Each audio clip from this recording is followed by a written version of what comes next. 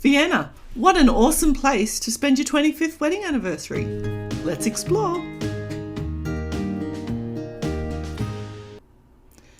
As I said, we headed to Vienna as the spot in Europe that we were going to celebrate our 25th wedding anniversary. We had been excited, we had done lots of research, but an incident on the train which led me to leaving our passports on the train, that's another video, overshadowed our visit a little bit. But there was still a lot to enjoy and a lot to see. St. Stephen's Church is where we're going to start our tour of Vienna, and in 1137 St. Stephen's was brought to life. The Purmerring Bell can be found in the South Tower and first rung in 1712 and then was rebuilt in 1945 after being destroyed. You can tour the North and South Towers, but we visited the South Tower via elevator, which is the shorter of the two. Vienna is an amazing city with so much to see. We know about the Habsburgs and we'll get into their rule a little bit later. And it's also the home of classical music and the Vienna Schnitzel.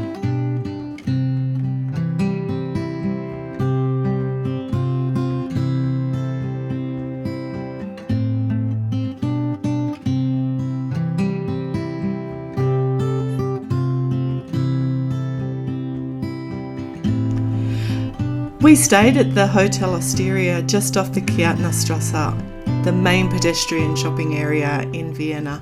Such a great location, close to the Karlsplatz and the St. Stephensplatz train stations and underground, and right near the Ringstrasse as well. The hotel was beautiful, the staff were amazing and very helpful, and I cannot recommend it enough. Right next door is the home of the Cercles. Vienna is such an easy city to explore, and with our hotel being right in the middle of the city, we were close to St. Stephen's Cathedral, but two other locations that we were close to as well was the beautiful Opera House and the Albertina Museum. Both buildings are captivating, but I've got to say, the Opera House stole my heart. The stonework and the sculptures around the outside of the building are absolutely fascinating. We didn't get inside this visit, but we will one day. And one little surprise walking down one night, don't forget to look down, because the Vienna Opera House has its own Star Walk.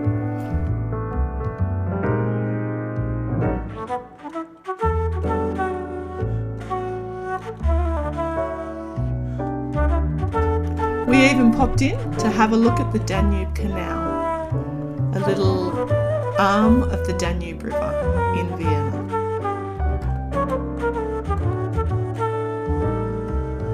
The Volksgarten is a rose garden right next to the Hofburg Palace. Actually built on the remains of the fortification of the city, it is a beautiful garden to explore and to... The Hofburg Palace, also known as the Imperial Palace, was one of the biggest palace complexes in Europe, and the oldest parts date back to the 13th century. In 1918, of course, we saw the fall of the Habsburg Empire, and then today, the Hofburg Palace is home to many museums, libraries, the Spanish Riding School, a Congress Centre, the seat of the Austrian Federal President, as well as the historic Hellenplatz.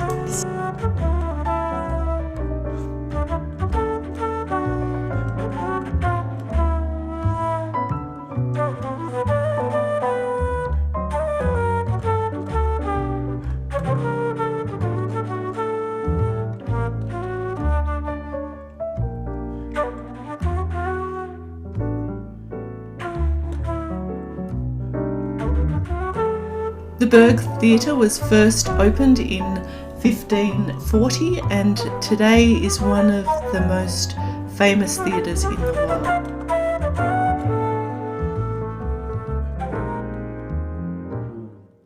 Café Central dates back to 1876, is one of Vienna's long-standing cafes.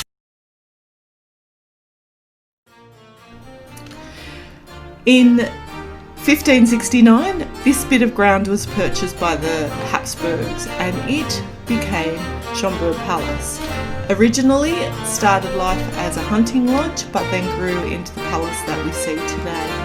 We did not go into the palace to have a look at the interior or any of the things that you can see inside, but we did get on a petite train and take a ride through the gardens. And it was a fantastic way to see the place. There was a narration in it.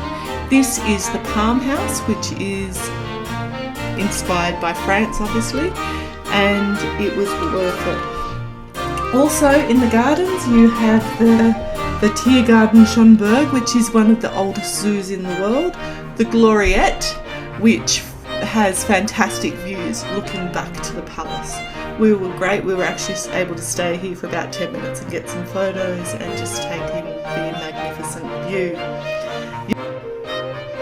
You've also got the Roman ruins and lots of other stops, sculptures and things just to take in.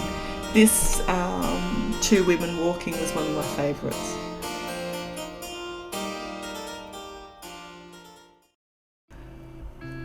Let's talk transport. So obviously there's a Schönbrunn train station and the train system is really easy to navigate in Vienna. Just take your time. We spent a lot of time at the main train station where we were having to deal with our lost passports, but that's, as I said, for another day. As you can see, they tell you which way to go to get off this platform to go where you're going, and it's a really easy system. If you want to stay above ground, why not hop on a tram? And the Ringstrasse is actually a tram route that goes around the leftovers of the old fortifications. So you don't see any of the fortification and any of the wall, but that is the line that the Ringstrasse takes, and you can see all of the major sites through that. For tourists, you've got your horse and carriage, which is a really lovely thing to do, and also we did an electric old car. Now, as I said, we were in Vienna for our 25th wedding anniversary, and you've got to have two celebrations, why not? And this was the first one at the Augustiner Skeller restaurant under the Albertina Museum. For our second celebration, we went to a Heuriger wine garden. These are fantastic wine gardens that came out of a tradition in Habsburg times, and it was a really lovely meal. We topped our night off with a romantic horse and carriage ride, seeing Vienna under lights.